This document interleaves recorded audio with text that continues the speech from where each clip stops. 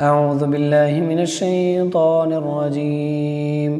بسم الله الرحمن الرحيم.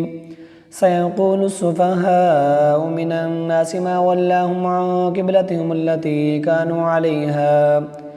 قل لله المشرق والمغرب يهدي من يشاء إلى صراط مستقيم وكذلك جعلناكم أمة وسطا لتكونوا شهداء على الناس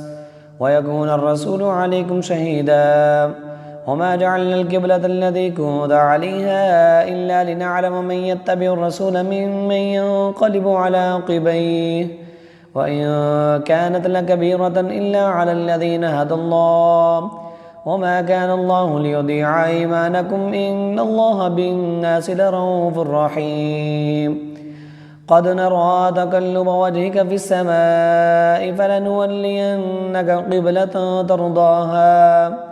فول وجهك شطر المسجد الحرام وحيث ما كنتم فولوا وجوهكم شطره وإن الذين أوتوا الكتاب ليعلمون أنه الحق من ربهم وما الله بغافل عما يعملون. ولئن أتيت الذين أوتوا الكتاب بكل آية ما تبعوا قبلتك وما أنت بتابع قبلتهم وما بعضهم بتابع قبلة بعض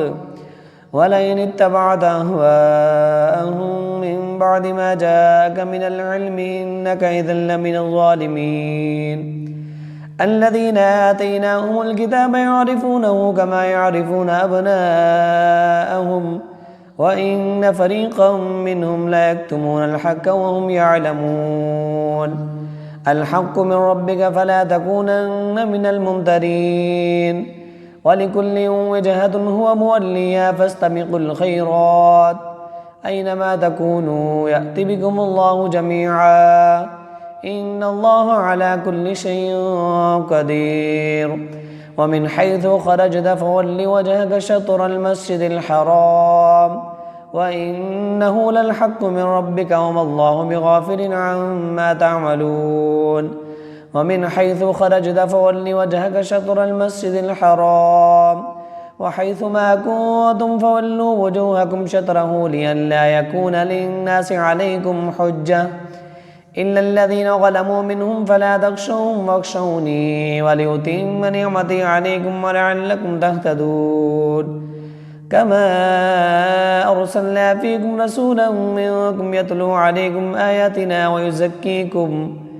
ويزكيكم ويعلمكم الكتاب والحكمة ويعلمكم ما لم تكونوا تعلمون فاذكروني يذكركم واشكروني ولا تكفرون. يا أيها الذين آمنوا استعينوا بالصبر والصلاة إن الله مع الصابرين ولا تقولوا لمن يقتل في سبيل الله أموات بل أحياء ولكن لا تشعرون. ولنبلونكم بشيء من الخوف والجوع ونقص من الأموال والأنفس والثمرات وبشر الصابرين الذين إذا أصابتهم مصيبة قالوا إنا لله وإنا إليه راجعون أولئك عليهم صلوات من ربهم ورحمة وأولئك هم المهتدون. إن الصفا والمروة من شعائر الله فمن حج البيت أو اعتمر فلا جناح عليه أن يطوف بهما ومن تطوع خيرا فإن الله شاكر عليم. إن الذين يكتمون ما أنزلنا من البينات والهدى من بعد ما بيناه للناس في الكتاب أولئك يلعنهم الله ويلعنهم اللاعنون إلا الذين تابوا وأصلحوا وبينوا فأولئك أتوب عليهم وأنا التواب الرحيم. إن الذين كفروا وماتوا وهم كفار أولئك عليهم لعنة الله والملائكة والناس أجمعين خالدين فيها لا يخفف عنهم العذاب ولا هم ينظرون. وإلهكم إله واحد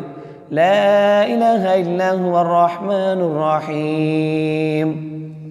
إن في خلق السماوات والأرض واختلاف الليل والنهار والفلك التي تجري في البحر بما ينفع الناس وما أنزل الله من السماء من ماء فأحيا به الأرض بعد موتها وبث فيها من كل دابة وتصريف الرياح والسحاب المسخر بين السماء والأرض لآيات لقوم يعقلون ومن الناس من يتخذ من دون الله أندادا يحبونهم كحب الله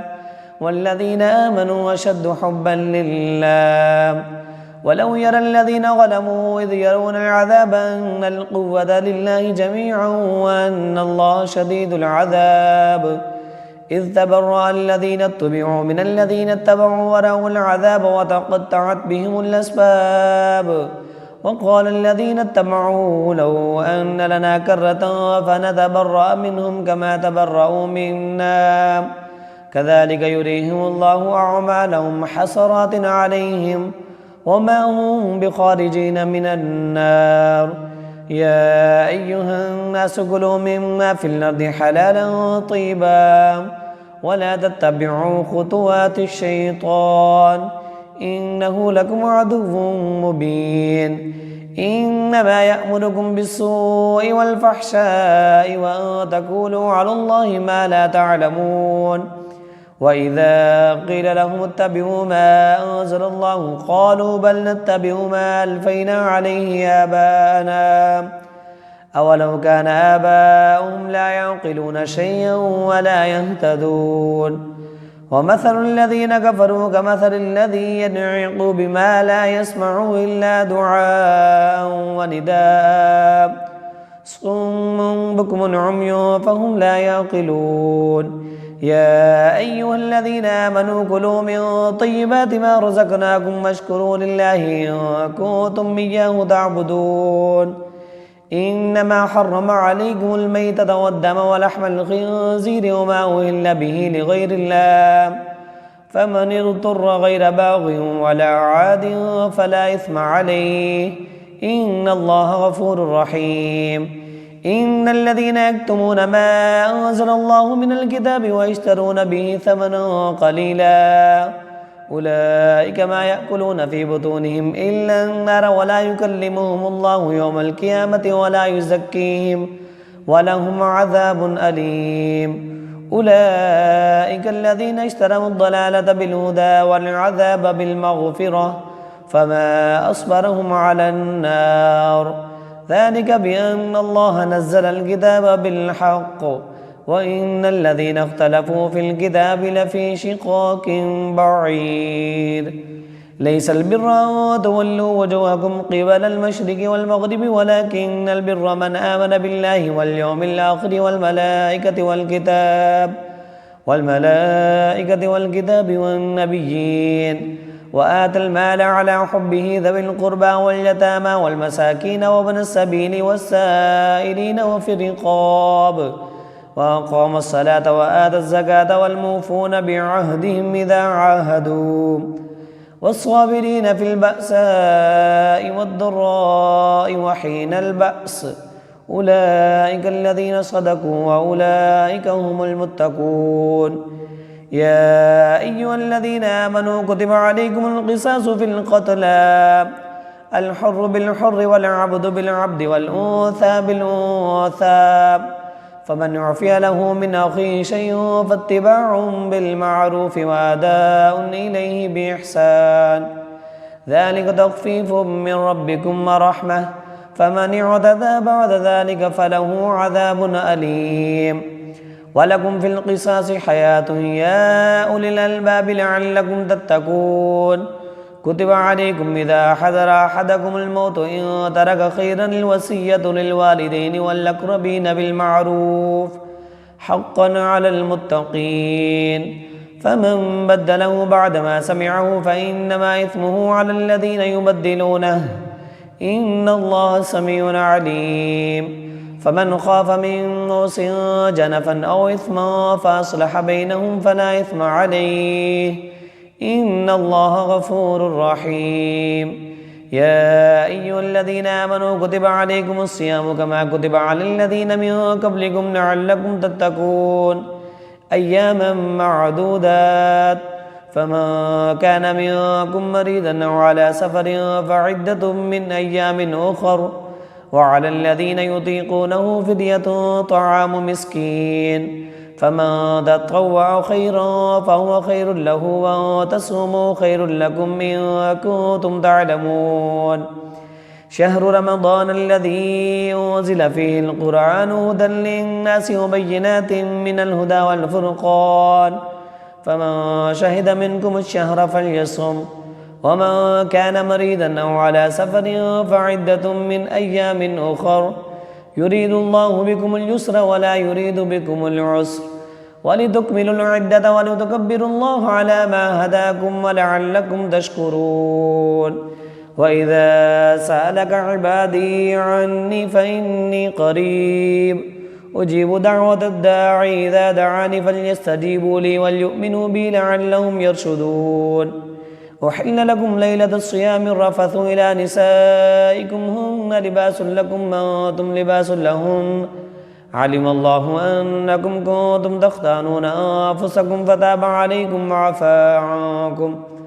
فالآن باشروهن وابتغوا ما كتب الله لكم وكلوا واشربوا حتى يتبين لكم الخيط الأبيض من الخيط الأسود وكلوا واشربوا حتى يتبين لكم الخيط الأبيض من الخيط الأسود من الفجر ثم أتموا الصيام إلى الليل ولا تباشروهن وأنتم عاكفون في المساجد تلك حدود الله فلا تقربوها كذلك يبين الله آياته للناس لعلهم يتقون. ولا تأكلوا أموالكم بينكم بالباطل وتدلوا بها إلى الحكام لتأكلوا فريقا من أموال الناس بالإثم وأنتم تعلمون. يسألونك عن الأهلة قل هي مواقيت للناس والحج وليس البر بأن تأتوا البيوت من ظهورها ولكن البر من اتقى وأتوا البيوت من أبوابها واتقوا الله لعلكم تفلحون.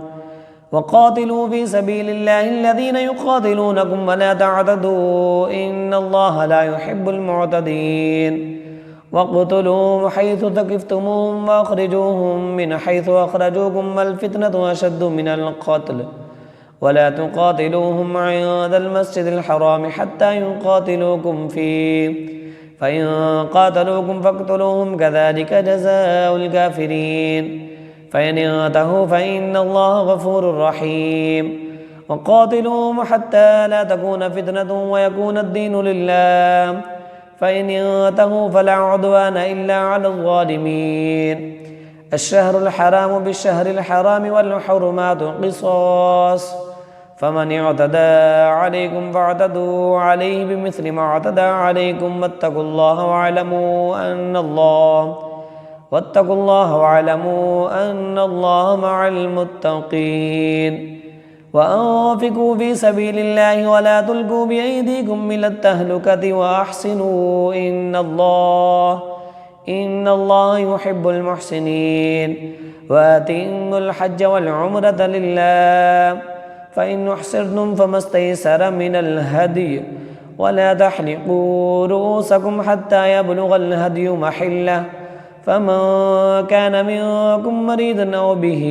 أذى من رأسه ففدية من صيام أو صدقة أو نسك فإذا أمنتم فمن تمتع بالعمرة إلى الحج فما استيسر من الهدي فمن لم يجد فصيام 3 أيام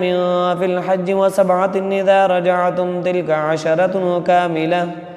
ذلك لمن لم يكن أهله حاضر المسجد الحرام واتقوا الله واعلموا أن الله شديد العقاب. الحج أشهر معلومات فمن فرض فيهن الحج فلا رفث ولا فسوق ولا جدال في الحج وما تفعلوا من خير يعلمه الله وتزودوا فإن خير الزاد التقوى واتقون يا أولي الألباب ليس عليكم جناح أن تبتغوا فضلا من ربكم فإذا أفضتم من عرفات فاذكروا الله عند المشعر الحرام واذكروه كما هداكم وإن كنتم من قبله لمن الضالين ثم أفيضوا من حيث أفاد الناس واستغفروا الله إن الله غفور رحيم فإذا قضيتم مناسككم فاذكروا الله كذكركم آباءكم أو أشد ذكرا فمن الناس من يقول ربنا آتنا في الدنيا وما له في الآخرة من خلاق ومنهم من يقول ربنا آتنا في الدنيا حسنة وفي الآخرة حسنة وقنا عذاب النار أولئك لهم نصيب مما كسبوا والله سريع الحساب واذكروا الله في أيام معدودات فما تعجل في يومين فلا إثم عليه وما تأخر فلا إثم عليه لمن اتقى واتقوا الله واعلموا أنكم إليه تحشرون ومن الناس من يعجبك قوله في الحياة الدنيا ويشهد الله على ما في قلبه وهو ألد الخصام وإذا تولى سعى في الأرض ليفسد فيها ويهلك الحرث والنسل والله لا يحب الفساد وإذا قيل له اتق الله أخذته العزة بالإثم فحسبه جهنم ولبئس المهاد ومن الناس من يشري نفسه ابتغاء مرضات الله والله رؤوف بالعباد يا أيها الذين آمنوا ادخلوا في السلم كافة ولا تتبعوا خطوات الشيطان إنه لكم عدو مبين فإن زللتم من بعد ما جاءتكم البينات فاعلموا أن الله عزيز حكيم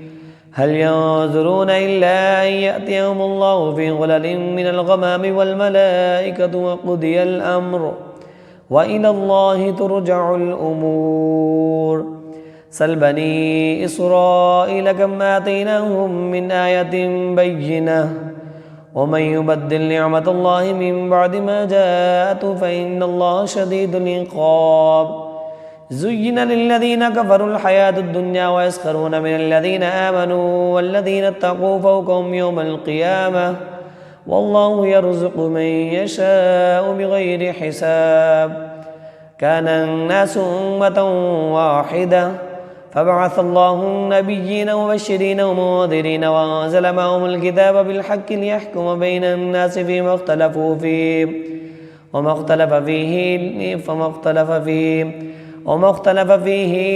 اختلف فيه إلا الذين أوتوا الكتاب وما اختلف فيه إلا الذين أوتوه من بعد ما جاءتهم البينات بغيا بينهم فهدى الله الذين آمنوا لما اختلفوا فيه من الحق بإذنه والله يهدي من يشاء إلى صراط مستقيم أم حسبتم أن تدخلوا الجنة ولما يأتكم مثل الذين خلوا من قبلكم مستهم البأساء والضراء وزلزلوا حتى يقول الرسول والذين آمنوا معه متى نصر الله ألا إن نصر الله قريب يسألونك ماذا ينفقون قل ما أنفقتم من خير فللوالدين والأقربين واليتامى والمساكين وابن السبيل وما تفعلوا من خير فإن الله به عليم كتب عليكم القتال وهو كره لكم وعسى أن تكرهوا شيئا وهو خير لكم وعسى أن تحبوا شيئا وهو شر لكم والله يعلم وأنتم لا تعلمون يسألونك عن الشهر الحرام قتال فيه قل قتال فيه كبير وصد عن سبيل الله وكفر به والمسجد الحرام وإخراج أهله منه أكبر عند الله والفتنة أكبر من القتل ولا يزالون يقاتلونكم حتى يردوكم عن دينكم من استطاعوا ومن يرتد منكم عن دينه فيمت وهو كافر فأولئك حبطت أعمالهم في الدنيا والآخرة وأولئك أصحاب النار هم فيها خالدون إن الذين آمنوا والذين هاجروا وجاهدوا في سبيل الله أولئك يرجون رحمة الله والله غفور رحيم يسألونك عن الخمر والميسر قل فيهما إثم كبير ومنافع للناس وإثمهما أكبر من نفعهما ويسألونك ماذا ينفقون قل العفو كذلك يبين الله لكم الآيات لعلكم تتفكرون في الدنيا والآخرة ويسألونك عن اليتامى قل إصلاح لهم خير وإن تخالطوهم فإخوانكم والله يعلم المفسد من المصلح ولو شاء الله لعنتكم إن الله عزيز حكيم ولا تنكحوا المشركات حتى يؤمن ولا أمة مؤمنة خير من مشركة ولو أعجبتكم ولا تنكحوا المشركين حتى يؤمنوا ولعبد مؤمن خير من مشرك ولو أعجبكم أولئك يدعون إلى النار والله يدعو إلى الجنة والمغفرة بإذنه ويبين آياته للناس لعلهم يتذكرون ويسألونك عن المحيض قل هو أذى فاعتزلوا النساء في المحيض ولا تقربوهن حتى يطهرن فإذا تطهرن فأتوهن من حيث أمركم الله إن الله يحب التوابين ويحب المتطهرين نساؤكم حرث لكم فأتوا حرثكم أن شئتم وقدموا لأنفسكم واتقوا الله واعلموا أنكم ملاقوه وبشر المؤمنين ولا تجعلوا الله عرضة لأيمانكم أن تبروا وتتقوا وتصلحوا بين الناس والله سميع عليم لا يؤاخذكم الله باللغو في أيمانكم ولكن يؤاخذكم بما كسبت قلوبكم والله غفور حليم للذين يؤلون من نسائهم تربص 4 أشهر فإن فاءوا فإن الله غفور رحيم وإن عزموا الطلاق فإن الله سميع عليم والمطلقات يتربصن بأنفسهن 3 قروء ولا يحل لهن أن يكتمن ما خلق الله في أرحامهن إن كن يؤمن بالله واليوم الآخر وبعولتهن أحق بردهن في ذلك إن أرادوا إصلاحا ولهن مثل الذي عليهن بالمعروف وللرجال عليهن درجة والله عزيز حكيم الطلاق 2 فإمساك بمعروف أو تسريح بإحسان ولا يحل لكم أن تأخذوا مما آتيتموهن شيئا إلا أن يخافا ألا يقيما حدود الله فإن خفتم ألا يقيما حدود الله فلا جناح عليهما فيما افتدت به تلك حدود الله فلا تعتدوها ومن يتعد حدود الله فأولئك هم الظالمون فإن طلقها فلا تحل له من بعد حتى تنكح زوجا غيره فإن طلقها فلا جناح عليهما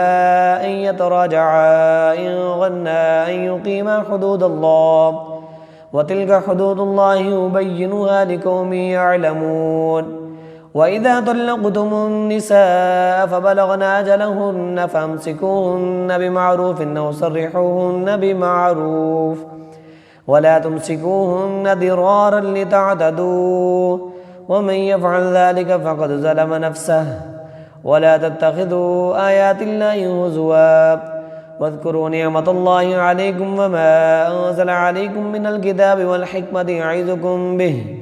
واتقوا الله واعلموا أن الله بكل شيء عليم وإذا طلقتم النساء فبلغن أجلهن فلا تعضلوهن أن ينكحن أزواجهن إذا تراضوا بينهم بالمعروف ذلك يوعظ به من كان منكم يؤمن بالله واليوم الآخر ذلكم أزكى لكم وأطهر والله يعلم وأنتم لا تعلمون والوالدات يرضين أولادهن حولين كاملين لمن أراد أن يتم الرضاعة وعلى المولود له رزقهن وكسوتهن بالمعروف لا تكلف نفس إلا وسعها لا تضار والدة بولدها ولا مولود له بولده وعلى الوارث مثل ذلك فإن أرادا فصالا عن تراض منهما وتشاور فلا جناح عليهما وإن أردتم أن تسترضعوا أولادكم فلا جناح عليكم إذا سلمتم ما آتيتم بالمعروف واتقوا الله واعلموا أن الله بما تعملون بصير والذين يتوفون منكم ويذرون أزواجا يتربصن بأنفسهن 4 أشهر وعشرا فإذا بلغن أجلهن فلا جناح عليكم فيما فعلن في أنفسهن بالمعروف والله بما تعملون خبير ولا جناح عليكم فيما عرضتم به من خطبة النساء وأكننتم في أنفسكم علم الله أنكم ستذكرونهن ولكن لا تواعدوهن سرا إلا أن تقولوا قولا معروفا ولا تعزموا عقدة النكاح حتى يبلغ الكتاب أجله واعلموا أن الله يعلم ما في أنفسكم فاحذروه واعلموا أن الله غفور حليم لا جناح عليكم إن طلقتم النساء ما لم تمسوهن أو تفرضوا لهن فريضة ومتعوهن على الموسع قدره وعلى المقتر قدره متاعا بالمعروف حقا على المحسنين وإن طلقتموهن من قبل أن تمسوهن وقد فرضتم لهن فريضة فنصف ما فرضتم إلا أن يعفون أو يعفو الذي بيده عقدة النكاح وأن تعفوا أقرب للتقوى ولا تنسوا الفضل بينكم إن الله بما تعملون بصير حافظوا على الصلوات والصلاة الوسطى وقوموا لله قانتين فإن خفتم فرجالا أو ركبانا فإذا أمنتم فاذكروا الله كما علمكم ما لم تكونوا تعلمون والذين يتوفون منكم ويذرون أزواجا وصية لأزواجهم متاعا إلى الحول غير إخراج فإن خرجن فلا جناح عليكم فيما فعلن في أنفسهن من معروف والله عزيز حكيم وللمطلقات متاع بالمعروف حقا على المتقين كذلك يبين الله لكم آياته لعلكم تاكلون ألم تر إلى الذين خرجوا من ديارهم وهم ألوف حذر الموت فقال لهم الله موتوا ثم أحياهم إن الله لذو فضل على الناس ولكن أكثر الناس لا يشكرون وقاتلوا في سبيل الله واعلموا أن الله سميع عليم من ذا الذي يقرض الله قرضا حسنا فيضاعفه له أضعافا كثيرة والله يقبض ويبسط وإليه ترجعون ألم تر إلى الملأ من بني إسرائيل من بعد موسى إذ قالوا لنبي له ابعث لنا ملكا نقاتل في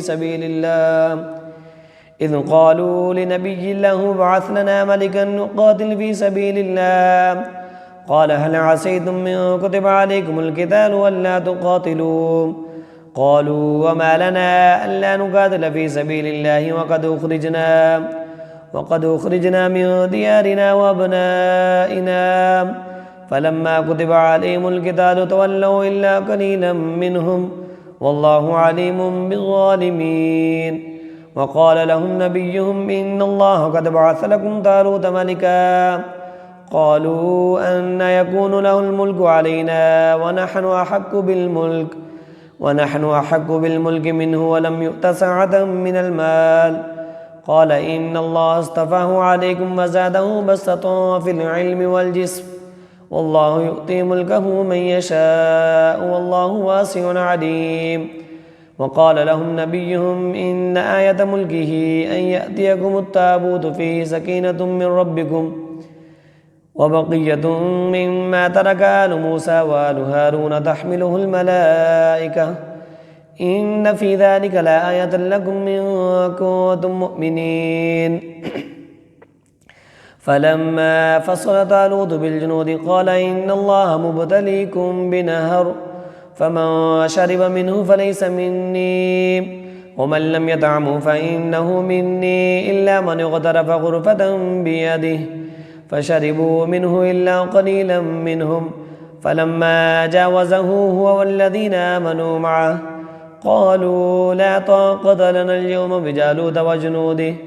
قال الذين يظنون أنهم ملاقو الله كم من فئة قليلة غلبت فئة كثيرة بإذن الله والله مع الصابرين ولما برزوا لجالوت وجنوده قالوا ربنا افرغ علينا صبرا وثبت أقدامنا وانصرنا على القوم الكافرين فهزموهم بإذن الله وقتل داود جالوت وآتاه الله الملك والحكمة وعلمه مما يشاء ولولا دفع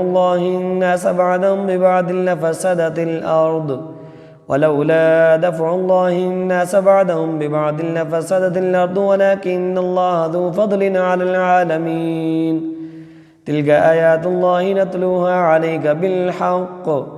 وإنك لمن المرسلين